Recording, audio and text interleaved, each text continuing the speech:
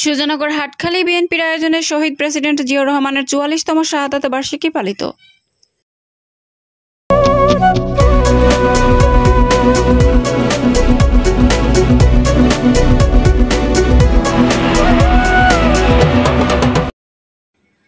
আসসালামু আলাইকুম।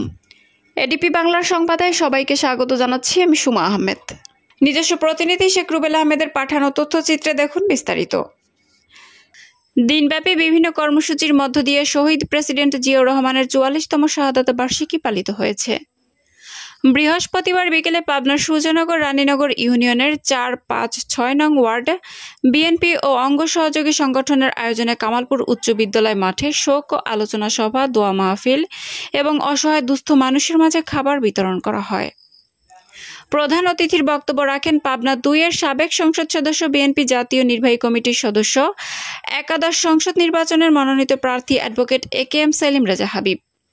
এছাড়াও হাটখালী ইউনিয়নের সকল ওয়ার্ড এবং ইউনিয়ন বিএনপি এবং সহযোগী সংগঠনের নেতৃবৃন্দ এ সময় উপস্থিত ছিলেন।